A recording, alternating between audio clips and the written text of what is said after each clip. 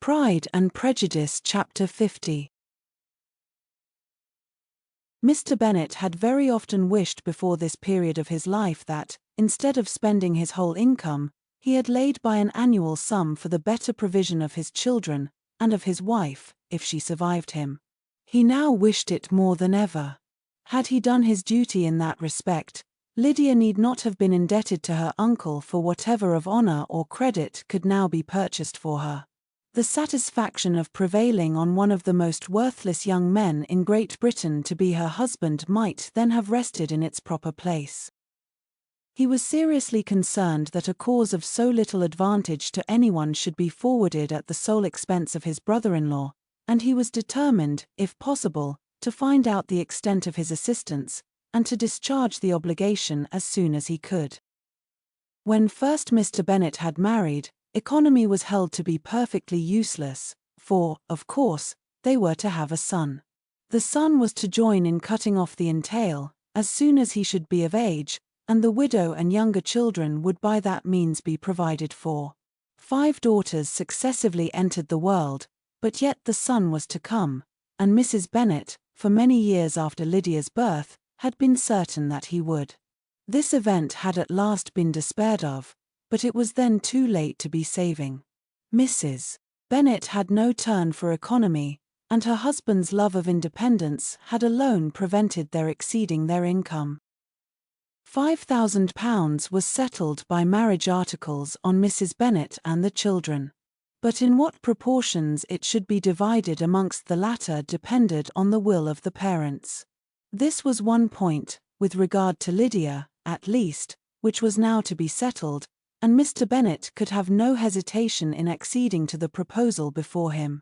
In terms of grateful acknowledgment for the kindness of his brother, though expressed most concisely, he then delivered on paper his perfect approbation of all that was done, and his willingness to fulfill the engagements that had been made for him. He had never before supposed that, could Wickham be prevailed on to marry his daughter, it would be done with so little inconvenience to himself as by the present arrangement. He would scarcely be £10 a year the loser by the 100 that was to be paid them, for, what with her board and pocket allowance, and the continual presents in money which passed to her through her mother's hands, Lydia's expenses had been very little within that sum. That it would be done with such trifling exertion on his side, too, was another very welcome surprise, for his wish at present was to have as little trouble in the business as possible.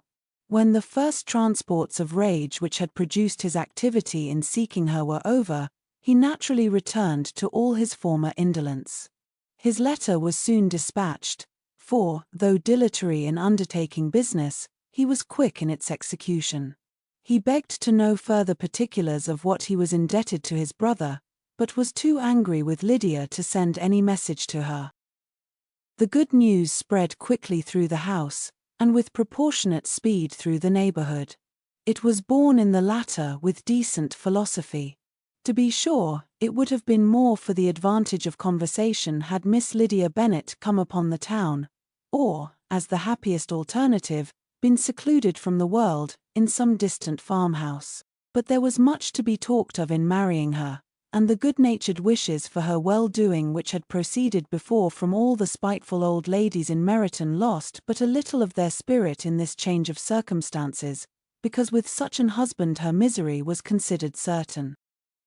It was a fortnight since Mrs. Bennet had been downstairs, but on this happy day she again took her seat at the head of her table, and in spirits oppressively high.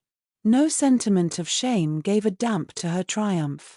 The marriage of a daughter, which had been the first object of her wishes since Jane was 16, was now on the point of accomplishment, and her thoughts and her words ran wholly on those attendants of elegant nuptials, fine muslins, new carriages, and servants.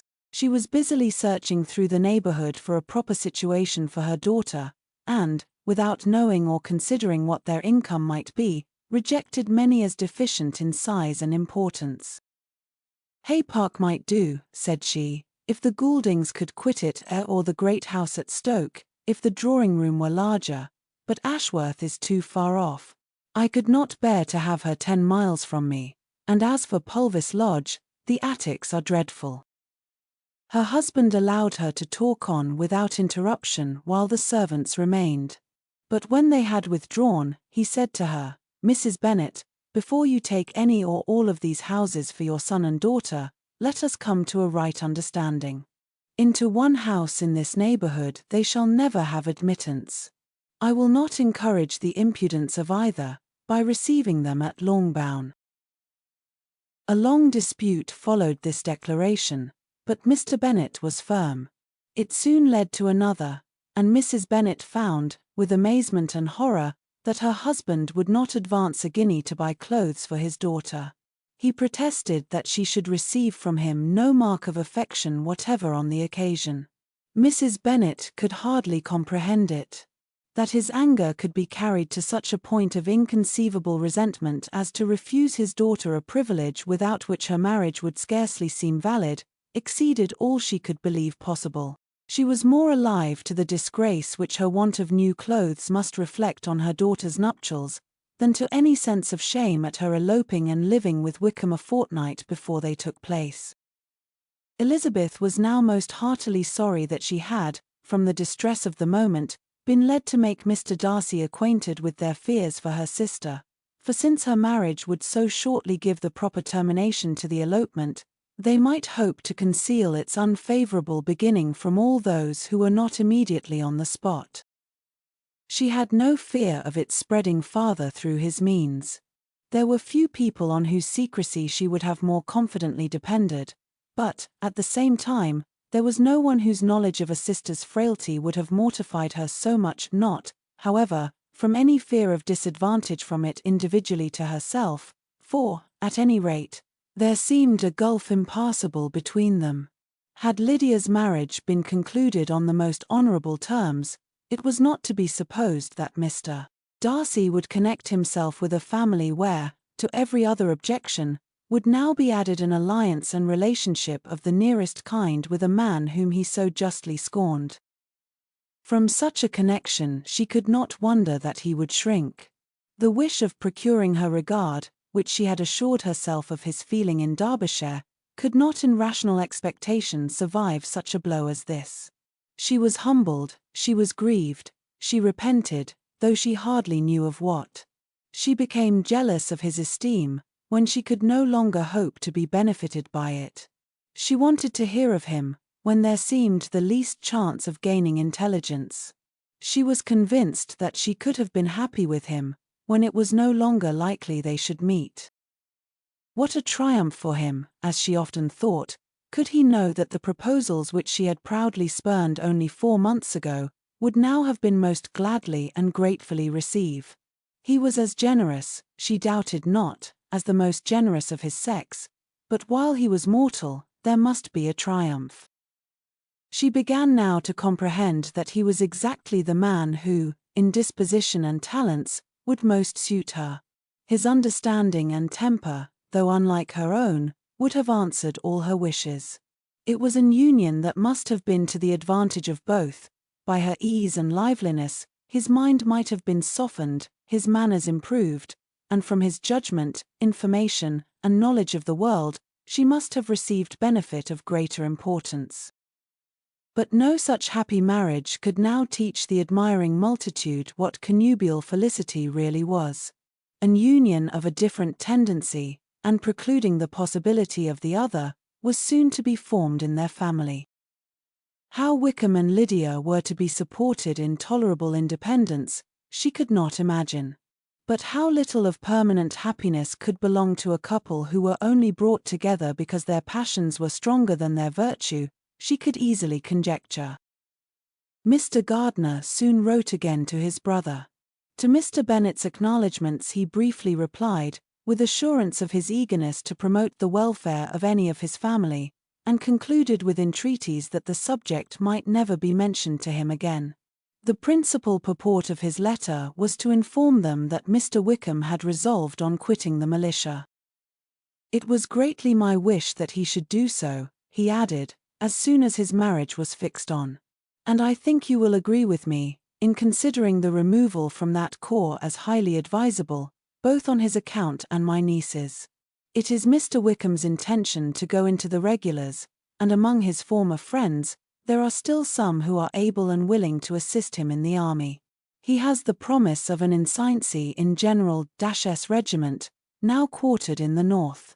It is an advantage to have it so far from this part of the kingdom. He promises fairly, and I hope among different people, where they may each have a character to preserve, they will both be more prudent.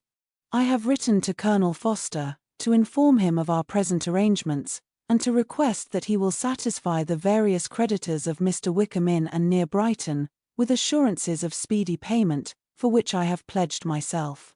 And will you give yourself the trouble of carrying similar assurances to his creditors in Meryton, of whom I shall subjoin a list according to his information? He has given in all his debts. I hope at least he has not deceived us. Haggerston has our directions, and all will be completed in a week. They will then join his regiment, unless they are first invited to Longbourn, and I understand from Mrs. Gardiner that my niece is very desirous of seeing you all before she leaves the south. She is well, and begs to be dutifully remembered to you and your mother. Yours, etc. E. Gardiner. Mr. Bennet and his daughters saw all the advantages of Wickham's removal from the shire as clearly as Mr. Gardiner could do. But Mrs. Bennet was not so well pleased with it. Lydia's being settled in the north, just when she had expected most pleasure and pride in her company, for she had by no means given up her plan of their residing in Hertfordshire, was a severe disappointment, and, besides, it was such a pity that Lydia should be taken from a regiment where she was acquainted with everybody, and had so many favourites. She is so fond of Mrs. Foster, said she, it will be quite shocking to send her away, and there are several of the young men, too, that she likes very much. The officers may not be so pleasant in General S. regiment. His daughter's request, for such it might be considered, of being admitted into her family again before she set off for the north, received at first an absolute negative. But Jane and Elizabeth, who agreed in wishing, for the sake of their sister's feelings and consequence, that she should be noticed on her marriage by her parents, urged him so earnestly yet so rationally and so mildly, to receive her and her husband at Longbourn, as soon as they were married, that he was prevailed on to think as they thought, and act as they wished. And their mother had the satisfaction of knowing that she would be able to show her married daughter in the neighbourhood before she was banished to the north. When Mr. Bennet wrote again to his brother, therefore, he sent his permission for them to come, and it was settled that as soon as the ceremony was over, they should proceed to Longbourn. Elizabeth was surprised, however, that Wickham should consent to such a scheme, and had she consulted only her own inclination, any meeting with him would have been the last object of her wishes.